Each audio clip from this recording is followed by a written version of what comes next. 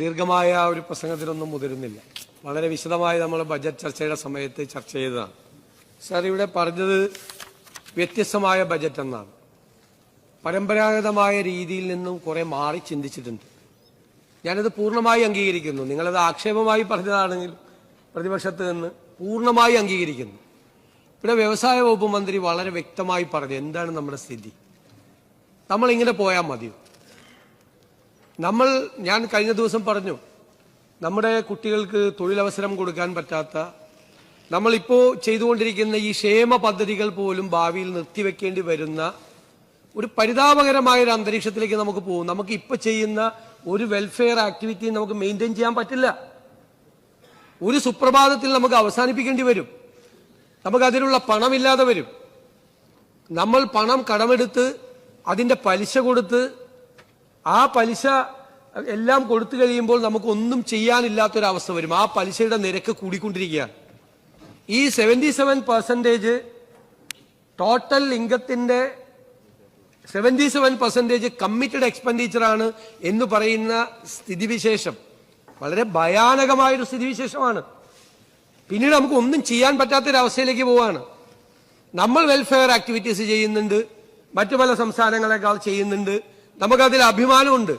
പക്ഷെ ആ അഭിമാനം ഉണ്ടാക്കിയിരിക്കുന്ന ഒരു സ്ഥിതിവിശേഷം കൊണ്ട് ഇത് മെയിൻറ്റെയിൻ ചെയ്ത് മുമ്പോട്ട് പോകണ്ടേ? കൂടുതൽ കാര്യങ്ങൾ ചെയ്യേണ്ടി വരും. ഇപ്പോൾ നേരത്തെ പറഞ്ഞതുപോലെ സീനിയർ സിറ്റിസൺസിന്റെ വകുപ്പുണ്ടാക്കി. പ്രായമായവരുടെ എണ്ണം കേരളത്തിൽ വർദ്ധിച്ചുകൊണ്ടിരിക്കുകയാണ്. ആയുർദൈർഘ്യം വർദ്ധിച്ചുകൊണ്ടിരിക്കുകയാണ്.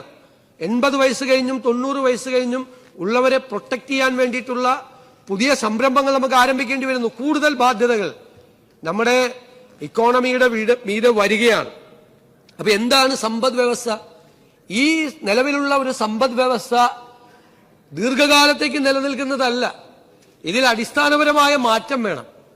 നമ്മൾ പറയില്ലേ സാറേ, ഈ എക്കോണമി സ്തംഭിക്കുമ്പോൾ ലോകത്തിന്റെ ചരിത്രം നമ്മൾ പരിശോധിച്ചു കഴിഞ്ഞാൽ ലോകത്തിലെ പല രാജ്യങ്ങളിൽ ഉണ്ടായിട്ടുണ്ട്. 1930 ഗ്രേറ്റ് ഡിപ്രഷൻ എന്ന് പറയുന്നതാണ് ലോകം ആദ്യമായി കണ്ട ഏറ്റവും വലിയ സാമ്പത്തിക തകർച്ച.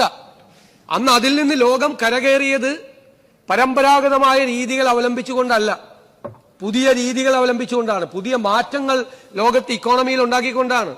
അങ്ങനെയാണ് കെയ്നീഷ്യൻ തിയറി വന്നത്.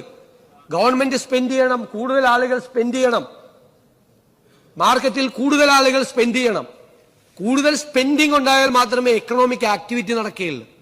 സ്പെൻഡ് ചെയ്യാൻ സർക്കാരിന്റെ കയ്യിൽ പൈസ ഇല്ല, പണം കുറവാണ്, കുറഞ്ഞു വരികയാണ്. സ്പെൻഡ് ചെയ്യാനുള്ള എമൗണ്ട് കണ്ടില്ലേ, ക്യാപിറ്റൽ എക്സ്പെൻഡിച്ചർ 1.3% നിൽക്കുകയാണ്. 1.3%, ലോവസ്റ്റ് ഇൻ ദ കൺട്രി, ഏറ്റവും കുറവായി നിൽക്കുകയാണ്. അത് ആ 1.3യിൽ നിന്ന് അതിന്റെ താഴേക്ക് പോയാലോ ഏത് ഘട്ടത്തിലേക്കാണ് നമ്മൾ പോകുന്നത് എന്ന് നമ്മൾ അറിയണം.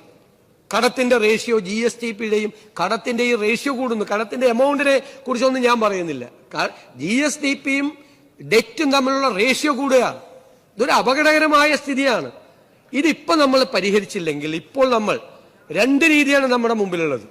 ഒന്ന്, നമുക്കൊരു നിവർത്തിയില്ലാതെ ഒന്നും ചെയ്യാൻ പറ്റാത്ത ഒരു ഘട്ടത്തിൽ എത്തി നിൽക്കുമ്പോൾ ഒന്നും ചെയ്യാതെ നിസ്സഹായരായി നിൽക്കേണ്ട ഒരു അവസ്ഥയിലേക്ക് നമ്മൾ എത്തും. അതിനധികം വർഷങ്ങൾ വേണ്ട, വിരലിലുണ്ടാവുന്ന വർഷങ്ങൾ മതി നമുക്ക്. കേരളത്തിന്റെ സമ്പദ് വ്യവസ്ഥ ഒരു നമ്മൾ പറയില്ലേ, വണ്ടി ഓടിച്ചുകൊണ്ടിരിക്കുമ്പോൾ എവിടെയെങ്കിലും പോയി ഇടിച്ചു നിൽക്കും എന്ന് പറയും.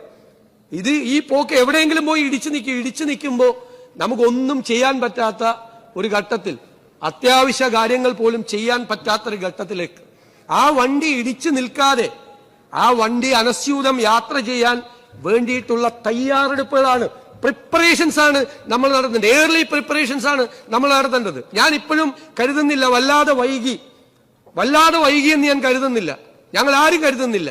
പക്ഷേ ഇനിയും വൈകാൻ നമുക്ക് പാടില്ല. അതുകൊണ്ട് നമുക്ക് വേണം സാറേ, നമ്മൾ നേരത്തെ ഞാൻ സൂചിപ്പിച്ചുകൊണ്ടെന്ന് ആവർത്തിക്കുന്നില്ല, നമുക്ക് ഇൻവെസ്റ്റ്മെന്റ് വേണം. ഇവിടെ പറഞ്ഞല്ലോ വ്യവസായ മന്ത്രി, പണം ഉണ്ടാകണം, ആക്ടിവിറ്റി ഉണ്ടാകണം, ഇക്കണോമിക് ആക്ടിവിറ്റി ഉണ്ടാകണം. അതുകൊണ്ടാണ് ഞങ്ങൾ നേരത്തെ പറഞ്ഞത് റെമിറ്റൻസ് ഇക്കോണമി, അതായിരുന്നു ബാക്ക് ബോൺ എന്ന് അവകാശപ്പെട്ടിരുന്നത്. അവിടെ ജോലി നഷ്ടപ്പെട്ട ആളുകൾ തിരിച്ചു വരുന്ന ഒരു സാഹചര്യം ഏത് ഘട്ടത്തിലും ഉണ്ടാവാം. ഇപ്പൊ തന്നെ ഒരു യുദ്ധം നമ്മുടെ തലയ്ക്ക് മീതെ നിൽക്കുകയായിരുന്നു. എത്ര ബിസിനസ് സ്ഥാപനങ്ങളാണ് തകർന്നത്, അതിന്റെ ഇമ്പാക്ട് എന്തായി? ഗ്ലോബൽ വില്ലേജ് ആണ്. ചെറിയൊരു പ്രശ്നം എവിടെയെങ്കിലും ഉണ്ടായാൽ അതിന്റെ പരിണതഫലം ഉണ്ടാകും. അവിടെ ഇനിയും കൂടുതൽ ആളുകൾക്ക് ഈ ഗൾഫ് നാടുകളിൽ ജോലിക്കുള്ള അവസരമുണ്ടോ? കുറെ ആളുകൾ തിരിച്ചു വരും. അവരെ നമുക്ക് റീഹാബിലിറ്റേറ്റ് ചെയ്യണം. അവരയക്കുന്ന പണത്തിന്റെ തോത് കുറഞ്ഞു വരും. ആ റെമിറ്റൻസ് എക്കോണമിയെ ഇപ്പോൾ തന്നെ നമ്മൾ ഇൻവെസ്റ്റ്മെന്റ് ഇക്കോണമി ആക്കി അതിന്റെ ഒരു പെർസെന്റേജ് കേരളത്തിന്റെ വികസനത്തിന് വേണ്ടി, കേരളത്തിൽ എംപ്ലോയ്മെന്റ് ജനറേറ്റ് ചെയ്യാൻ, കേരളത്തിന്റെ സമ്പദ് വ്യവസ്ഥ മെച്ചപ്പെടുത്താൻ, ഗുണപ്പെടുത്തുന്ന രീതിയിലാണ് നമ്മൾ പറഞ്ഞിരിക്കുന്നത്. റെമിറ്റൻസ് ഇക്കോണമി ഈ ഇൻവെസ്റ്റ്മെന്റ് ഇക്കോണമിയായി മാറണമെന്ന് നമ്മൾ ആരും ഇതുവരെ പരിശോധിക്കാത്തൊരു കാര്യമുണ്ട്. പണം ഉണ്ടാകണമല്ലോ. പണം ഉണ്ടായാലേ ഉള്ളു. കറൻസിയുടെ മാജിക് എന്താണ്?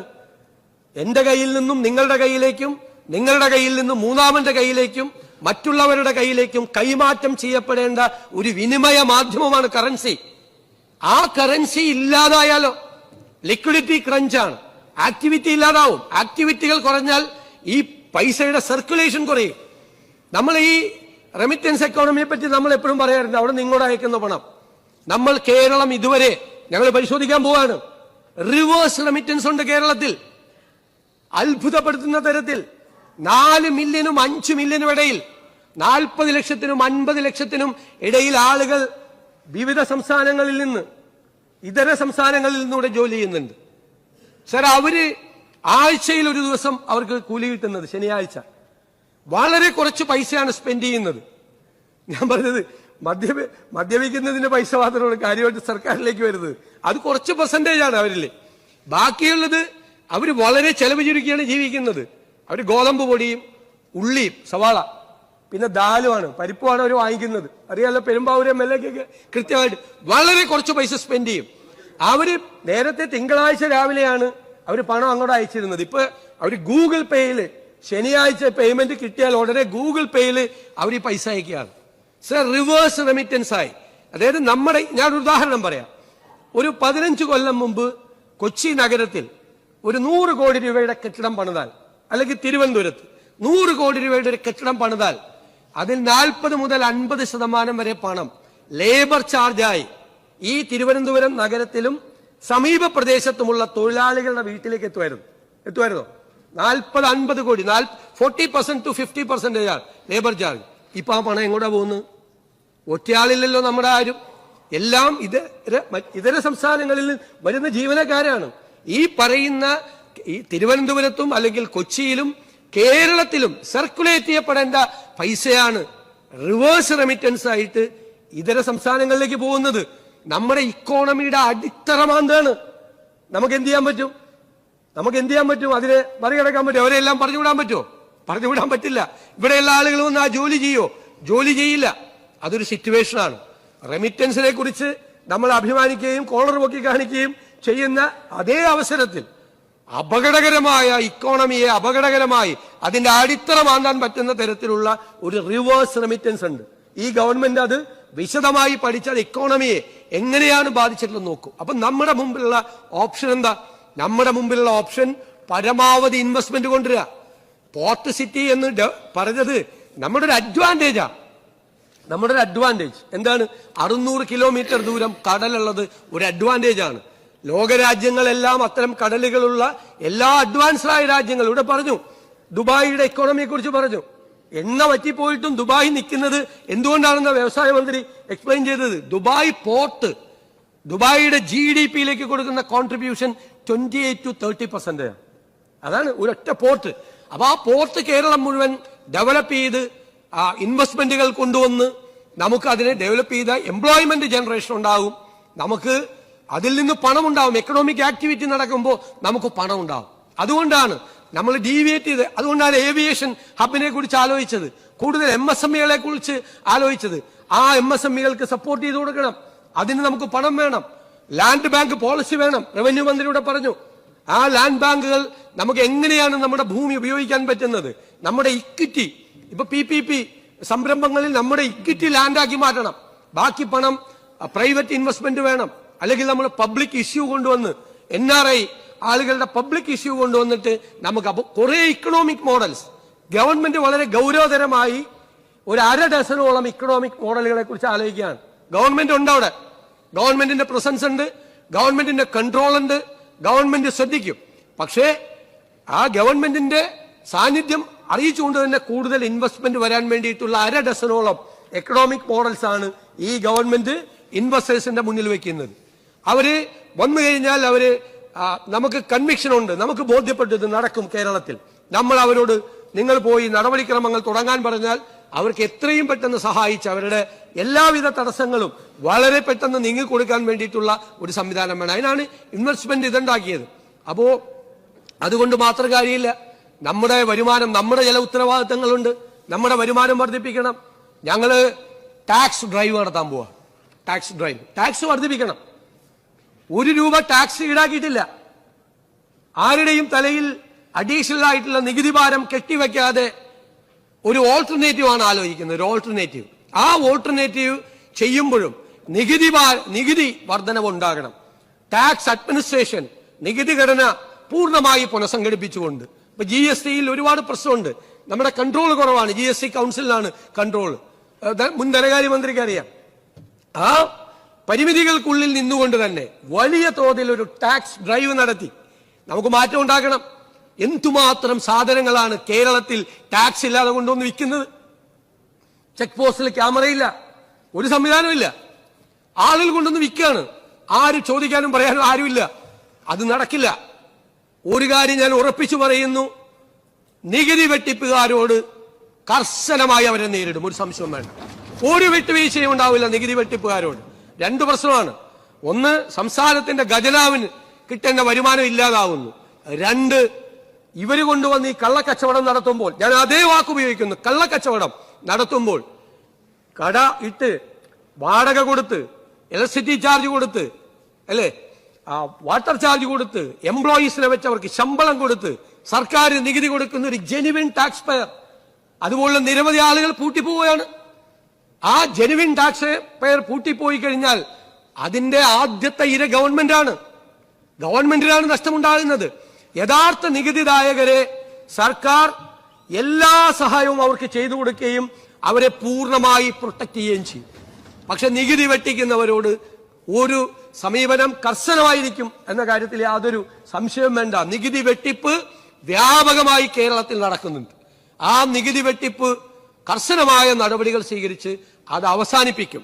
എന്നിട്ട് നികുതി വരുമാനം വർദ്ധിപ്പിക്കാൻ വേണ്ടിയിട്ടുള്ള കാര്യങ്ങൾ തുടങ്ങും. സർ, ഞാൻ മറ്റു കാര്യങ്ങളെ കുറിച്ചൊന്നും ഇവിടെ പറയുന്നില്ല. ഇവിടെ വളരെ വിശദമായി സംസാരിച്ചു. എനിക്കൊരു അഭ്യർത്ഥന, രാഷ്ട്രീയം പറയണം, ആക്ഷേപങ്ങൾ ഉന്നയിക്കണം. ഇപ്പൊ എന്തൊക്കെ പറഞ്ഞു? ഇപ്പൊ ലൈഫ് പദ്ധതി നിർത്താൻ പോവാണെന്ന്, ശരിയാണോ? ലൈഫ് പദ്ധതിക്ക് വേണ്ടിയിട്ട് പണം നീക്കി വെച്ചിട്ടില്ലേ? അതില് വലിയ ആക്ഷേപമാണ് പട്ടികജാതി പട്ടികവർഗ സംഘടനകൾക്ക്. അവർക്ക് പഴയതുപോലെ നടക്കുന്നില്ല. നേരത്തെ ഉണ്ടായിരുന്ന പട്ടികജാതി പട്ടികവർഗ മന്ത്രിമാർക്കും അതേ അഭിപ്രായമായിരുന്നു. അവരോട് ചോദിക്കണം. ഫിഷർമെൻ കമ്മ്യൂണിറ്റിക്ക് അവർക്ക് നേരത്തെ ഉണ്ടാകുന്ന വീടുകൾ ഉണ്ടാകുന്നില്ല. ഈ 2 കൂട്ടരും നമ്മുടെ സമൂഹത്തിൽ പിന്നോക്കം നിൽക്കുന്ന ആളുകളാണ്. ജനറൽ പ്രോജക്റ്റിൽ അവരെ ഇൻക്ലൂഡ് ചെയ്തപ്പോൾ അവർക്ക് നേരത്തെ കിട്ടുന്ന ആനുകൂല്യങ്ങൾ കിട്ടുന്നില്ല. ഞങ്ങൾ വാക്കുകൊടുത്താണ്, ഞങ്ങൾ അധികാരത്തിൽ വന്നാൽ നിങ്ങൾക്ക് പ്രത്യേകമായ ഭവന നിർമ്മാണ പദ്ധതികൾ ഉണ്ടാവും. അത് ലൈഫിനെ തകർക്കാനൊന്നും അല്ല പോകുന്നത്. എന്റെ കയ്യിൽ ഒരുപാട് ഡോക്യുമെന്റ്സ് ഉണ്ട്, ഞാൻ അതിലേക്കൊന്നും പോകുന്നില്ല. പിന്നെ വീണ്ടും സ്വകാര്യവൽക്കരണം. എന്ത് ബഹളമായിരുന്നു.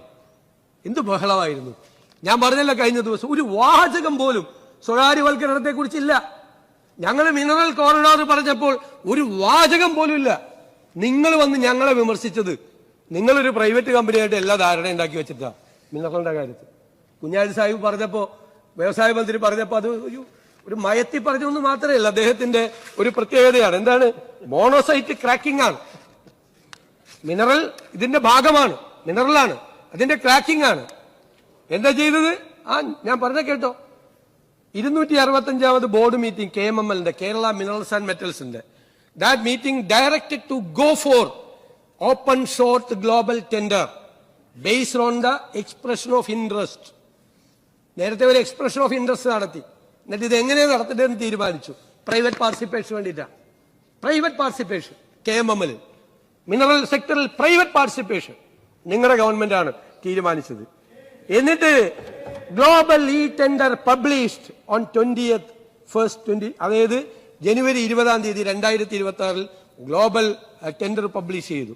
The global open tender was opened on and found 3 offers were received from 3 offer കിട്ടി. ആരൊക്കെയാണ്?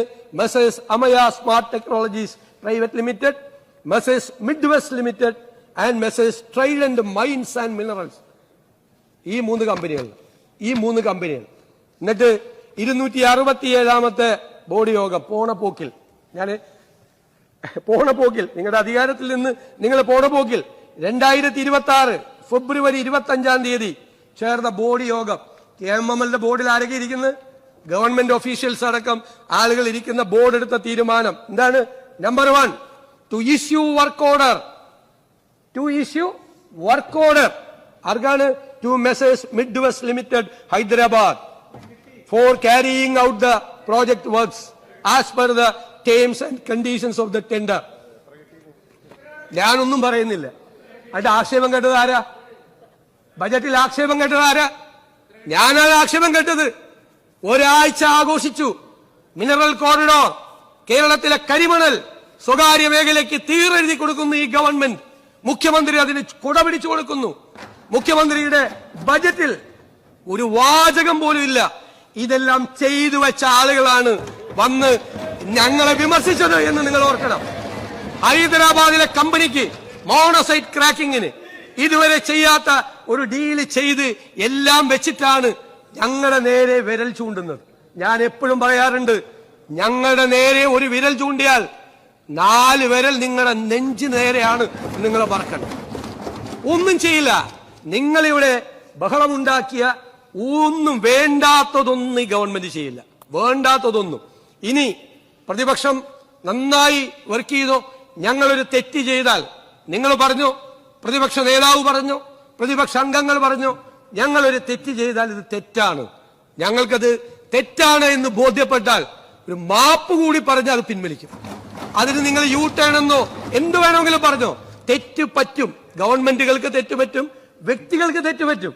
പക്ഷെ ഒരു സതുദ്ദേശത്തോടുകൂടി ഇൻ ഗുഡ് ഫൈറ്റ് നമ്മൾ മുന്നോട്ട് പോകുമ്പോൾ തെറ്റാണ് എന്ന് ചൂണ്ടിക്കാണിക്കേണ്ടത്, തിരുത്തേണ്ടത് പ്രതിപക്ഷമാണ്.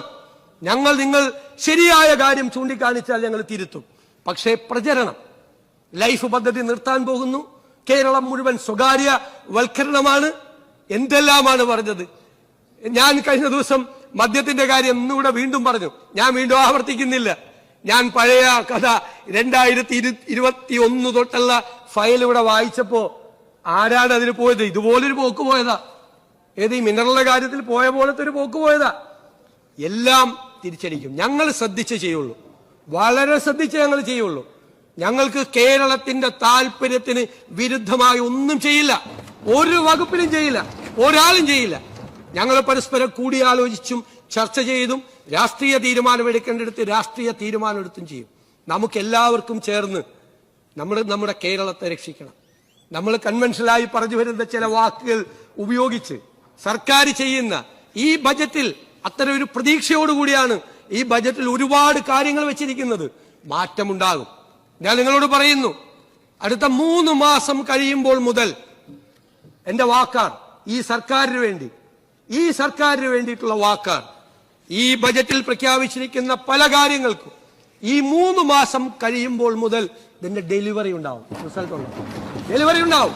അതിന്റെ പുറകെയാണ് ഈ സഭാ സമ്മേളനം അവസാനിച്ചാൽ ഞങ്ങൾ എല്ലാം മാറ്റിവെച്ച് ഇതിനുവേണ്ടി പൂർണ്ണമായി അർപ്പിച്ച് ഈ പരിപാടികളുമായി മുന്നോട്ട് പോകും. ഓരോ ക്വാർട്ടറും നോക്കിക്കോ, ഓരോ 3 മാസം കഴിയുമ്പോഴും അഭിമാനത്തോടെ നമ്മുടെ നാടിന്, ഞങ്ങൾക്ക് മാത്രമല്ല നമ്മുടെ നാടിന് അഭിമാനിക്കാൻ പറ്റാവുന്ന മാറ്റങ്ങൾ ഈ കേരളത്തിൽ ഉണ്ടാകും. ഞങ്ങൾ കോൺഫിഡന്റാ. നിങ്ങൾ കൂടി അത്തരം കാര്യങ്ങളിൽ ഒരു ക്രിയാത്മകമായ ഒരു പോസിറ്റീവായിട്ടുള്ള അപ്രോച്ച് ഉണ്ടാകണം എന്ന് മാത്രം വിനയപൂർവ്വം അഭ്യർത്ഥിച്ചുകൊണ്ട് ഞാൻ ഈ ധനാഭ്യർത്ഥനകൾ പാസാക്കി തരണം എന്നാവശ്യപ്പെടും.